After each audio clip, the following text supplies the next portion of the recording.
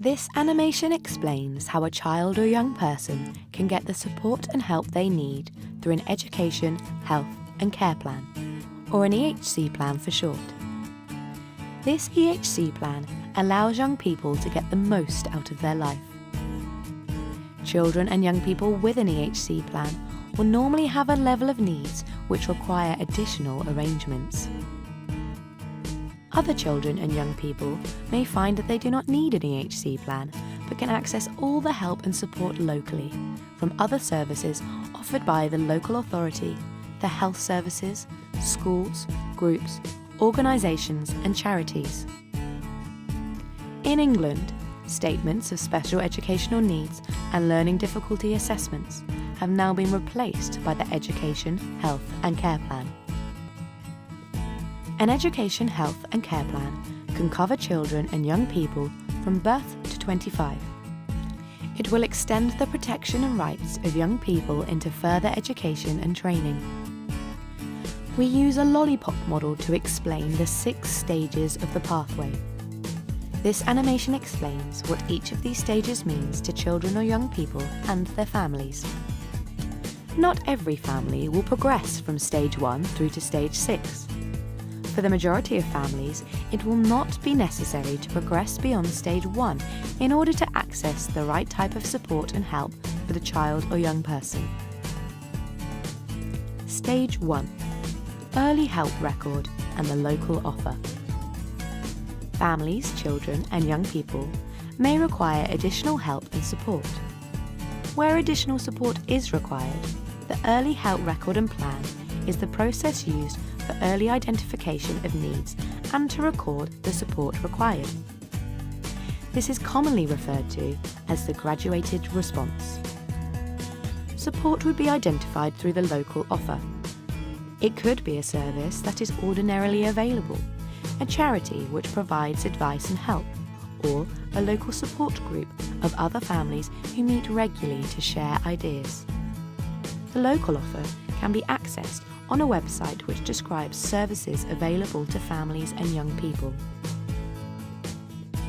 The majority of children and young people will have their needs met through the Early Help Record and Plan and the local offer at stage 1. They will not need to move on to stage 2.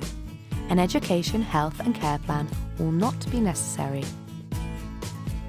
Stage 2. Referral. When the family believes that their child's needs are such that additional arrangements or more specialist support is required, it's time to move on to stage 2. In most cases, professionals working with a family will make a referral on their behalf. At this stage, the family or professional makes a referral into the Special Educational Needs Assessment Team, or SENIP. The Early Help Record and Plan is part of this referral.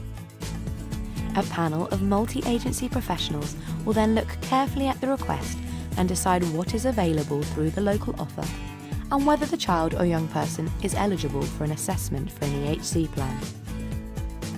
After a decision has been made, the team will contact the family to explain what will happen next. If the decision is yes, then stage 3 of the pathway will automatically be initiated and the assessment will begin. If the decision is no, the family will be signposted to alternative sources of support. Stage 3. Gathering information. If the child or young person is eligible for an assessment for an EHC plan, the family will be asked to provide more information about the child or young person and their needs. If the family requires help at this stage, an independent supporter can provide guidance. The Special Educational Needs and Disability Information and Advice Support Service and Swindon's Independent Support Service, provided by Swindon's advocacy movement, offer this service locally, or the family can choose their own supporter. At the same time, professionals will be asked to provide information about the child or young person's needs. A panel of multi-agency professionals will then look carefully at the information gathered and a decision will be taken as to whether a plan will be provided. If the decision is yes, then stage 4 of the pathway will automatically be initiated. If the decision is no, the family will be signposted to alternative sources of support. Stage 4. Co-production meeting and draft plan. Stage 4 introduces the EHC plan. This document is produced by a senior special educational needs officer with a child or young person at the centre. The content of the plan will be discussed at a co-production meeting involving the family and professionals. The child or young person will be invited to attend this meeting and contribute to the wording in the plan. If the child or young person does not feel confident to attend, their contribution will be sought prior to the meeting. The plan sets out what the young person will need to ensure they achieve their outcomes and aspirations.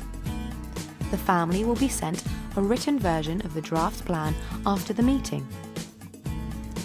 At this stage, the family will be asked to consider which educational setting they would like their child to attend, which could include their existing setting, and highlight any remaining concerns they may have with the plan.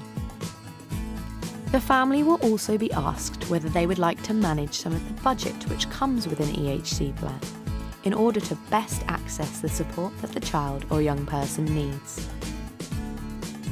Stage 5. The final plan. At this stage, the plan has been finalised, the resources have been agreed, and the family and their supporters are now ready to put the plan into action. The resources aim to provide greater choice and control to enable the young person to work towards achieving the shared outcomes which have been agreed. Stage 6. Annual review. At least once a year, the family and professionals will be asked to review the EHC plan. A regular review keeps the young person's plan up to date and relevant.